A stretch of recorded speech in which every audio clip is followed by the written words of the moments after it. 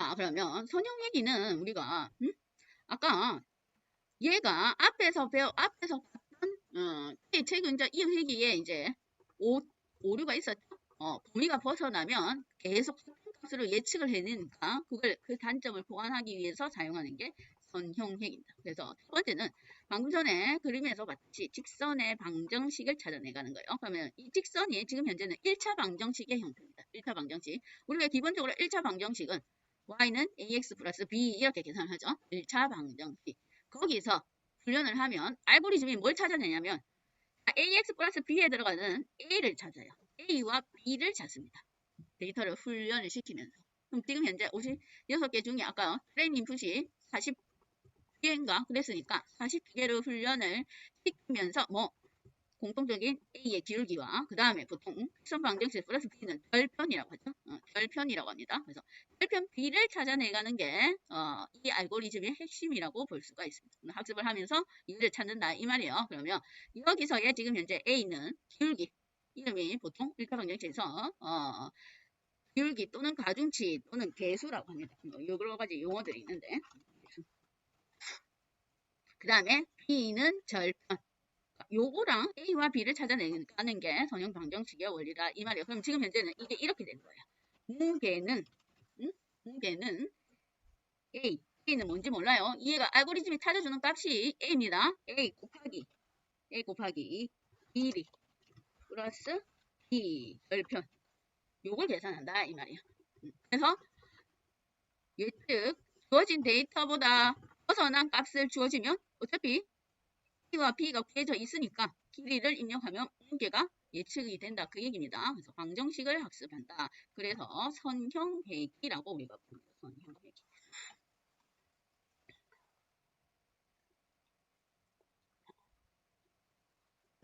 그러면 자, 선형회귀에 얘 데이터는 동일합니다. 앞에 여기까지는. 이름은 알고리즘은 다르니까. 이름은 달라요. 이렇게 바꾸면 됩니다. 선형회귀. 자, 알고리즘의 이름이 뭐냐면 이제 리니어 모델 패키지에 있는 알고리즘이에요. 앞에까지는 우리가 니얼보스라는 패키지에 있었습니다. 자, 이번에 할 건 얘가 뭐냐면 리니어 모델 안에 있는 리니어 레그레션 해서 선형회귀라고 합니다. 선형회귀 알고리즘. 요게 필요해요. 선형회귀 알고리즘. 그걸 들어가는데 알고리즘 이름만 달라요. 선형회귀.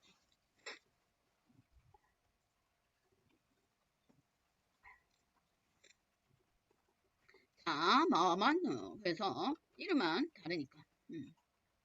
자, 이름을 바꾸겠습니다. 앞에 여기까지는 다 똑같아요. 이름이 이제 요겁니다. 리그레션, 리니어 리그레션. 이걸 바꿔주면 돼요. LR.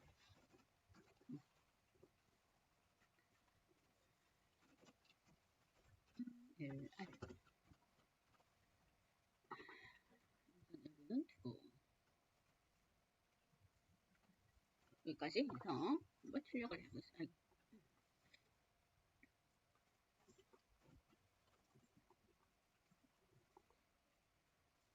똑같으니까.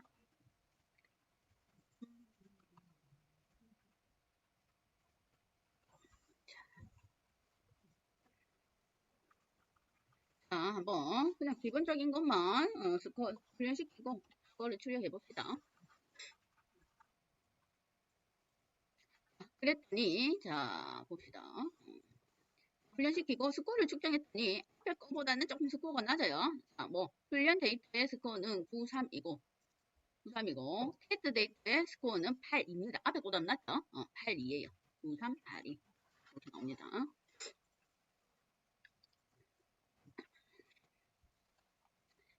그 다음에 그러면 이제 앞에서처럼 예측을 한번 해볼까요? 이제 범위를 벗어난 것들 예측 한번 해볼게요.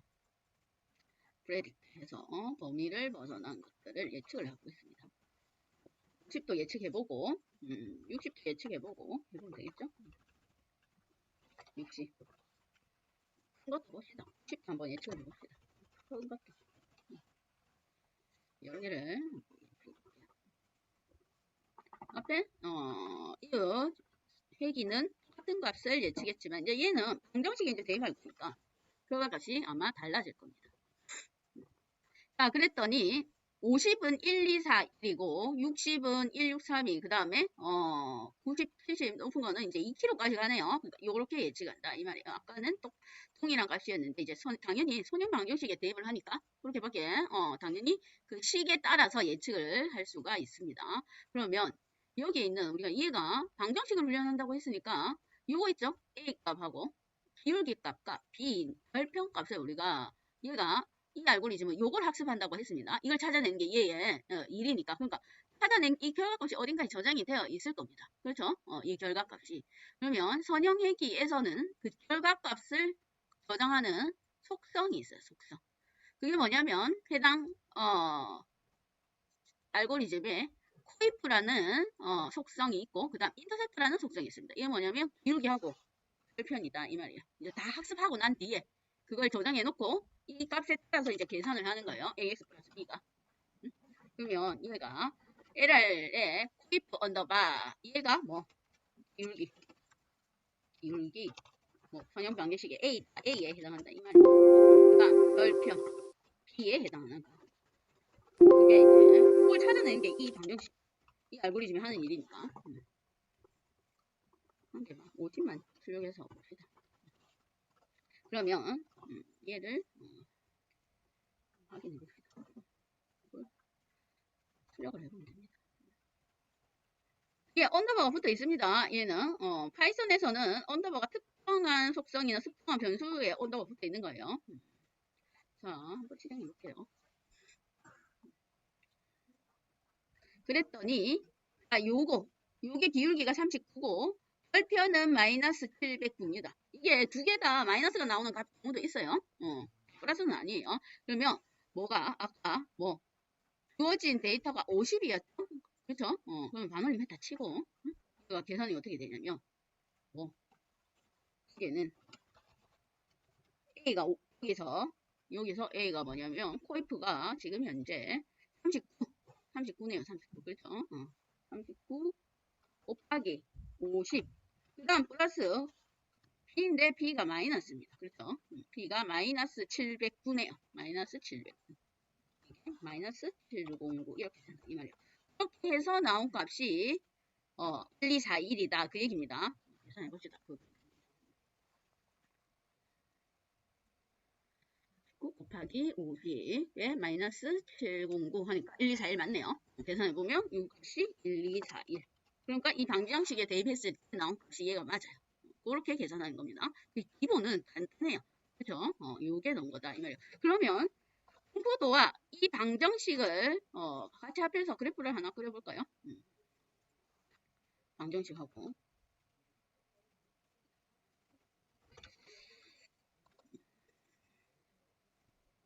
그렸고. 자, 우선은 트레인 인풋과 트레인 타겟은 원래 훈련 데이터입니다. 그렇죠? 훈련 데이터에 길이일 때 무게가 그걸 분포도를 그린 거고 그 다음에는 뭘 우리가 할 거냐면 ax 플러스 b를 우리가 직선 방정식을 차트에서 그래프로 나타낼 거예요. 그렇죠? 직선 방정식을. 그러면 x 좌표 그 다음에 y 좌표가 있어야 되죠. 그래프 쫙 그릴 거니까. 그러면 x에 해당하는 건 길이입니다. 그렇죠? 길이. 그 다음 y에 해당하는 건 ax 플러스 b한 결과값. 그렇죠? 그러면 얘를 우리가 지금 현재 임의로 직선을 쫙 풀 거니까 직선 방정식을 화면에 표시할 거니까 한 개는 안 되니까 지금 뭘 했냐면 이미 두 개 좌표를 줬어요. 그냥 10에서 50까지. 지금 왜냐면 프레픽스 한 게 50이니까 50이 어느 거기에 속하는지 안 속하는지 확인해서 그냥 10, 50 임의로 줬습니다. 거기에 뭐 10 곱하기 코이프 플러스 인터셉트. 그 다음 최대값 50 곱하기 코이프 언더바 인터셉트. 그러면 방정식이 여기까지 나오죠. y값이. 그렇죠? 그러면 요 두 개, 그냥 좌표 두 개만 임의로 주겠다. 이 말이에요. 가운데는 필요 없으니까 그냥 처음하고 마지막 점만 띄운 그냥 방정식만 그리면 되니까. 그래서 그냥 임의로 준 거예요. 이걸 뭐 10에서 100 이렇게 해도 상관은 없습니다. 근데 지금 여기가 이제 50을 할 거니까. 그 다음에 따로 이거 50, 요것도 이거 50 결과값 좀 한번 찍어 볼 거예요. 과연 얘가 방정식 사이에 위치하는지 아닌지 그거 확인할 거다 이 말이에요. 그럼 당연히 위치하겠죠. 이게 어차피 얘 결과값은 이 방정식에 의해서 나온 결과값이기 때문에 결과는 뻔해요. 어쨌든 그래프를 한번 확인해 봅시다. 자, 그랬더니 요게 이렇게 나와요.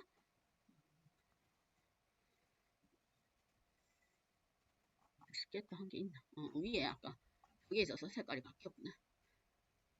자, 이 선이 지금 뭐 코이프와 절편을 더한 선입니다. 그렇죠? 이게 그 다음에 분포되어 있는 게 요것들이에요. 분포되어 있는 것들. 지금 현재 훈련 데이터 분포되어 있는 것들. 그 다음에 삼각경로형 꼭지점 요거는 우리가 예측하고자 하는 데이터입니다. 길이가 50이었을 100.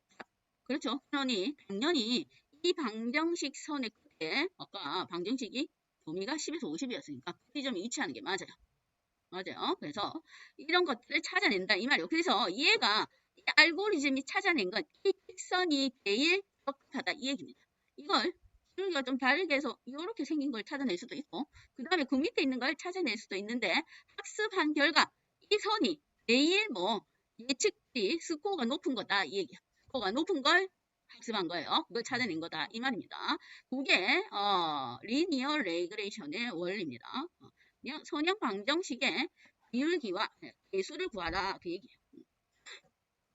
그게 이제 기본 알고리즘의 이제 기본 원리예요. 거기서부터 이제 시작을 하는 거예요. 조금 쉬고 좀 이따가 다시 보겠습니다. 자, 앞에 내용을 좀 이어서 보겠습니다. 자, 앞에 했던 게 우리가 직선을 이제 그렸죠. 직선을 그려서 방정식의 기울기하고 절편을 찾았어요. 자, 그랬을 때에 스코어가 지금 현재 뭐가 나왔냐면 93, 82 나왔습니다. 자, 그럴 때 얘가 훈련 데이터 아까 훈련 스코어가 그다음 테스트 스코어에 순서가 훈련 스코어가 높아야 된다고 했어요. 그 다음에 테스트 스코어가 0.01 작은 게 좋은 거라 했어요. 그게 지금 형태는 이렇게 되어 있는데 지금 현재 훈련 스코어가 93이면 테스트도 90이나 한 90 이상은 돼야 됩니다. 이건 너무나 82는 너무나 이 말이에요. 그래서 이런 상태를 우리가 이제 또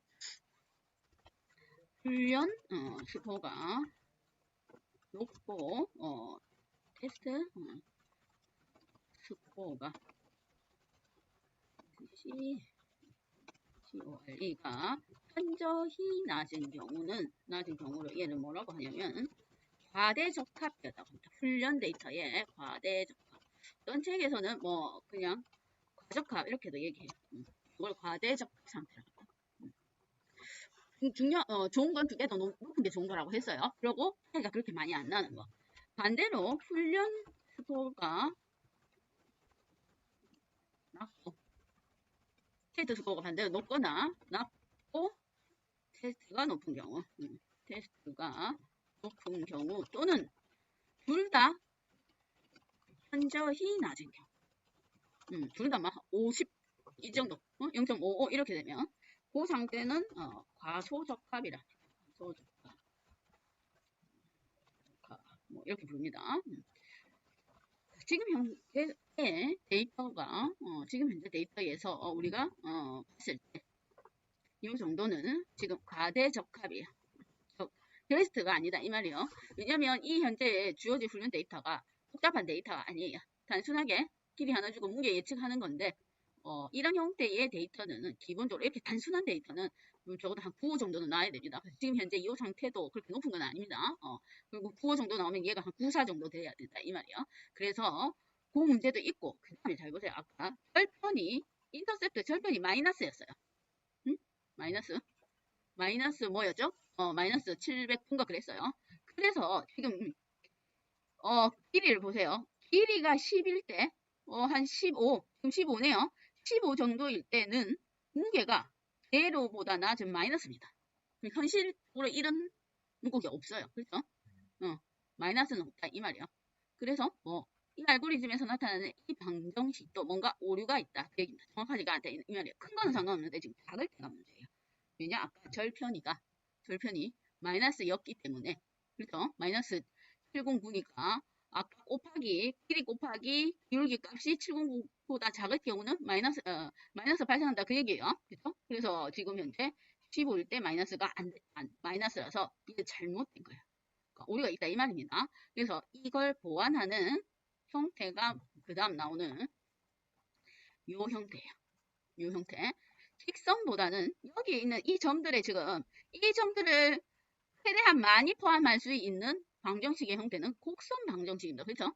직선은 지금 마이너스 형태 또 문제고 그 다음에 이렇게 조금 범위를 벗어나 있는 데이터도 포함이 안 돼요. 그러면 얘가 우리가 만약에 곡선 방정식을 찾아낸다면 지금 현재의 직선 방정식 형태보다는 오차가 작을 수가 있습니다. 줄어들 수가 있어요. 그래서 뭐 직선이 아닌 곡선 방정식을 찾아야 돼요.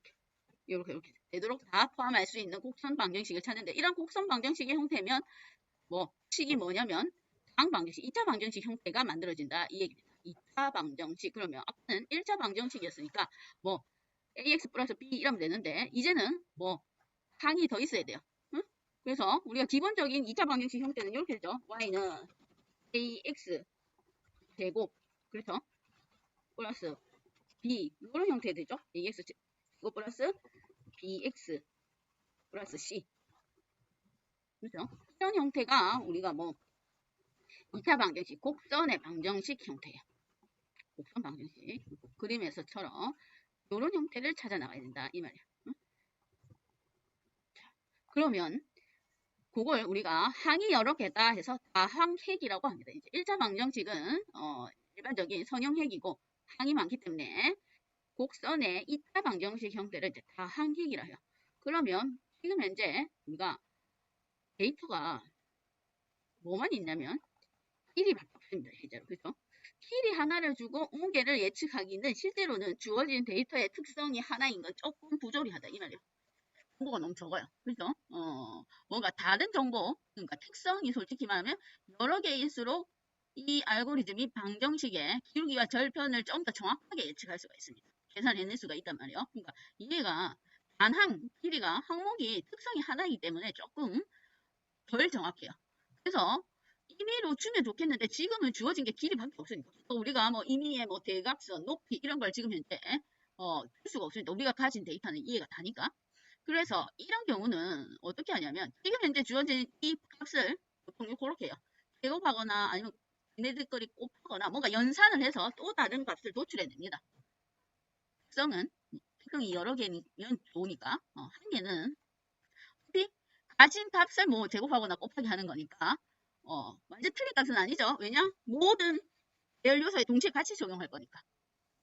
그래서 없어서 지금 그래요. 나중에는 이제 요거 이 자료 말고는 이제 또 다른 특성이 여러 개인 게 이제 앞으로는 주어질 거예요. 근데 지금은 우리가 한 개니까 만약에 이럴 경우에는 어떤 식으로 특성을 만들어내는가 하는 얘기입니다. 그래서 임의로 그냥 제곱을 주겠다 이 말이에요. 어차피 여기도 ax 제곱 플러스 bx 플러스 c 해서 얘가 제곱을 해야 되니까. 그래서 제곱 데이터를 만들 거다 그 얘기예요. 그러면 지금 현재는 이게 이렇게 아까 이렇게 주어졌죠? 2차 방정식 형태의 길이 1, 길이 2 이렇게 해서 아까 길이가 뭐 40개 훈련 데이터가 이렇게 되어 있으면 지금은 이렇게 하겠다 이 말이에요. 길이의 제곱 그 다음 원래 길이 이렇게 주겠다 이 말이에요. 길이 1의 제곱 이런 형태의 2차 배열로 다시 변환할 거다 그 얘기입니다. 그래서 길이 42의 제곱하고 원래 길이 42의 2차 방정식 형태로 이렇게 다시 만들 거다 이 말이에요. 지가 지금 제곱하니까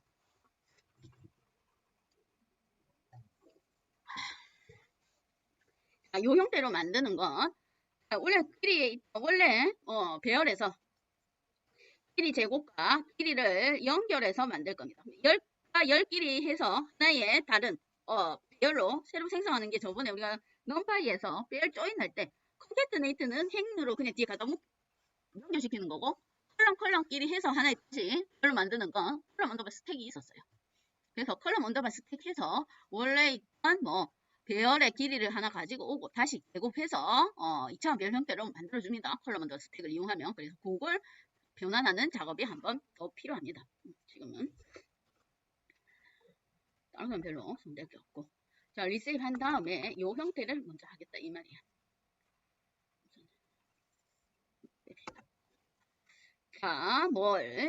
자 2차 방정식을 위해서 항을 하나 추가를 시키는 거예요. 뭐 원래는 길이가 있었는데 길이의 제곱을 해서 컬럼 언더바 스택 해서 2차 방정식 2차원 배열로 제곱이 플러스된 2차원 배열로 만드는 겁니다. 이 형식으로. 그래서 그걸 트레인 폴리 하고 그 다음에 테스트 데이터도 그 형태로 만들어줘야 되니까 2차 방정식 계산을 위해서 임의로 특성을 하나 더 늘린 겁니다. 우선 형태를 한번 볼까요? 앞에 거만 트레인 5개만 찍어보겠습니다. 형태가 그대로 되어 있는지 형태만 확인해도 얘는 어차피 똑같으니까.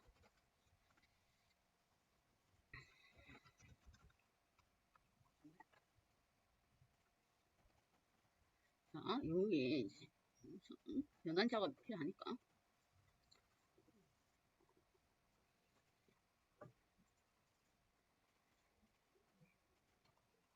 자, 한번 실행해 볼게요. 실행해서 구조가 그런 형태로 바뀌었는지 한번 봅시다. 그랬더니 그렇죠. 원래 19.6인데 그걸 제곱해서 384.16 2 제곱해서 484 36 제곱해서 196 그래서 두 개의 특성인 2차원 배열 형태로 만들었습니다. 임의로. 이거면 요걸 또 임의로 뭔가 이렇게 특성을 임의로 늘려주는 또 메서드도 있긴 있어요. 근데 지금 이제 한 개니까 그냥 이렇게 쓰겠습니다. 제곱 하나만 하면 됩니다. 그러면 이제 얘는 두 개의 특성인 데이터가 만들어졌고 그러면 얘가 뭐 특성이 여러 개니까 두 개가 되니까 2차 방정식을 학습하게 됩니다. 2차 방정식. 자 그러면 학습하는 건 똑같고 뭐 얘는 똑같으니까 그대로 한번 스코어를 한번 출력해 보겠습니다. 아까 1차 방정식일 때 스코어를 봅시다. 1차 방정식일 때가 938이었네요. 그대로 이제 한번 비교를 하기 위해서. 여기 1차 방정식일 때는 이거였어요. 938이었고 근데 그걸 하나 더 늘려서 2차 방정식 형태로 생성했을 때 그걸 가지고 그대로 이제 똑같이 학습하는 거예요. 똑같은 내용이요. 그대로 그래놓고 올려보겠습니다. 실행을 시켜보면 내용이 938이 왜 이렇게 났을까? 쏘리. 변수명을 안 바꿔줬네요. 자, 폴리 시켰으니까 주어질 데이터도 이제 폴리로 바꿔줘야 되네요. 트레인 폴리. 이걸 바꿔줘야 돼요. 변경된 걸로. 항이 변경된 걸로. 테스트 폴리. 타겟값은 손댈 필요가 없습니다. 그걸로 예측하는 거니까. 요것만. 변환된 걸로만 입력을 해주면 됩니다. 변수값으로. 자, 다시. 자, 그랬더니 훈련 데이터 결정 계수 7. 그 다음 평가 테스트 데이터 결정 계수 이제 높아졌습니다. 스코어가 앞에 아까 한 것보다는 높아졌죠. 스코어는 이제 높였어요. 아까 제가 한 9, 7, 9 정도는 돼야 된다고 했어요. 9는 넘어야 된다고 했어요. 이 데이터의 유형으로는 뭐가 스코어가 일률적으로 뭐 어떤 게 좋은 건지 정해져 있지 않아요. 데이터의 유형에 따라서 다릅니다. 뭔가 데이터의 항목이 매우 복잡하게 돼 있어서 예측이 힘든 경우는 뭐 70, 이 정도만 돼도 높은 스코어를 볼 수 있는 것들도 있습니다. 근데 지금 현재는 단순하기 때문에 9는 넘어야 돼요. 자, 아까 1차 방정식을 했을 땐 938이었는데 이제 2차 방정식 형태에서는 797. 물론 평가 텍스트 데이터 스코어가 조금 0.007 높으면 어쨌든 이 정도면 잘 모델링이 잘 된 거라고 볼 수가 있습니다. 그래서 그게 2차 방정식이 조금 더 스코어가 차가 별로 안 난다 이 말이에요. 그러면 여기서도 마찬가지로 아까 코이프와 기울기와 그 다음에 절편을 우리가 확인해 볼 수가 있어요. 코이프하고 기울기하고 절편을 그걸 한번 확인해 볼까요? 자 그러면 여기서 지금 이제 이거 2차 방정식이니까 뭐 기울기 이제는 두 개입니다. 절편이 C는 하나 AX제곱 플러스 BX니까 식이 그래서 A도 구해야 되고 B도 그러면 기울기가 AB 두 개 그 다음 뭐 절편 C는 하나 얘기예요. 그런 형태가 된다 이 얘기예요. 그래서 그거를 두 개 다 구해볼게요. 구해봅시다. 그러면 골프는 두 개니까 뭐 배열 형태로 반응이 됩니다. 리스트 형태로. 골프는 이제 한 개가 아니고 1차 방정식이 아니고 2차 방정식이니까. 그걸 한번 다 찍어볼 수가 있습니다. 그게 소집 너무 기니까 지금 라운드해서 반올림 그냥 했어요. 자, 그럼 봅시다. 기울기 2개와, 아이고, 출력을 안 했구나. 기울기 2개. A, B, C. 3개가 출력했어. 자, 그랬더니, 이제 기울기가 첫 번째 A는 1.01이고, B가 마이너스 21이네요. 그 다음에 절편은 116. 이제 내용이 아까랑 달라졌죠. 1차 방정식일 때와 2차 곡선 형태의 방정식일 때의 기울기하고 계수가 이제 완전히 달라요. 여기에 의해서 뭐 값을 예측한다. 그 얘기입니다. 그러면 얘를 이제 곡선 그래프를 그려야 되겠죠? 곡선 얼마만큼 정확한지 곡선 그래프를 한번 그려보겠습니다. 플로트 차트를 이용해서 곡선 그래프를. 그래서 뭐가 있냐면 방정식을 한번 그려보겠습니다. 데이터는 훌리언 데이터는 그대로 스케터를 그리고 그다음에 얘는 아마 50일 때 예측 값인데 예측은 필요 없고 코어가 중요하니까. 자, X좌표. 자, X좌표는 지금 현재 뭘 어떻게 주어져 있냐면 임의로 우리가 만들어야 돼요. 방정식을 그릴 건데 아까도 봤듯이 직선좌표 그릴 때 10에서 50 정도 줬죠. 지금은 아까 앞에 우리가 1차 방정식일 때 보면 그림이 범위가 15 정도, 길이가 그죠? 15에서 50 정도, 50에서 60까지가 최소값과 최대값이니까 그걸 x좌표 임의로 만들겠다 이 말이에요. 근데 아까 직선 방정식일 때는 시작점과 점만 이게 좌표가 2개만 있으면 됩니다. 그럼 그 곡선 방정, 직선 방정식이 되죠. 그 2개 없으면 그만인데 곡선 내 2차 방정식은 그렇게가 안 되죠. 각 점을 다 연결을 해줘야 돼요. 그러면 x좌표에 해당하는 건 일식 증가하는 레인지라는 메서드를 이용하면 돼요. 넘바의 배열에 범위를 생성시켜 준 게 있습니다. 우리가 파이썬에도 레인지 함수가 있었죠? 얘도 마찬가지로 시작과 끝을 임의로 생성해서 일식 증가해서 x좌표로 만들겠다 이 말이에요. 15에서 한 60 정도만. 그러니까 보다 조금 큰 범위로. 그래서 x좌표는 그 리스트를 주면 되고 배열 형태를 주면 되고 그 다음에 A의 Y값은 우리가 아까 구한 ABC 있죠? 이게 결과는 뭐가 돼야 되냐면 이게 이렇게 돼야 되죠? 결과는 Y좌표는 AX제곱 그렇게 되는 거죠? AX제곱 Y좌표는 아니 이걸로 할게요. AX의 제곱 플러스 BX 플러스 BX 플러스 C 이게 됩니다. 지금 현재 ABC는 구해져 있어요.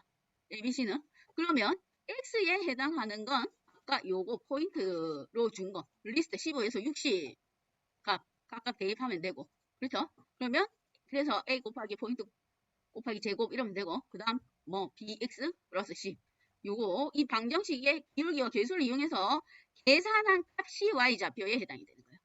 Y좌표에 요게 포인트가 X에 해당된다. 이 말 15에서 60까지의 2차 방정식 그려야 되니까 그래서 요걸 구한 겁니다. 포인트 2개랑 인터셉트 2개. 그걸 Y좌표로 쓰겠다. 그 얘기입니다. Y좌표.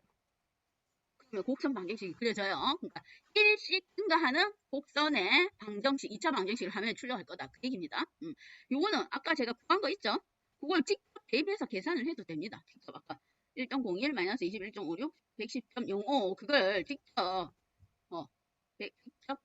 계산을 해도 되고 ax 플러스 bx ax 제곱 플러스 bx 플러스 c 이렇게 해도 되고 두 가지 방식으로 아무거나 써도 된다 이 얘기예요.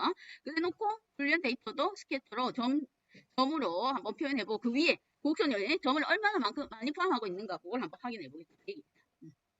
그래서 이거 그래프 곡선에 방정식 그리려고 지금 그 AX, A하고 B하고 C 그걸 구한 거예요. 방정식을 한번 그려보려고 합니다. 한번 실행해 볼게요. 그래프가 어떤 형태로 그려지는지 한번 확인해 보겠습니다. 이렇게 되네요. 이렇게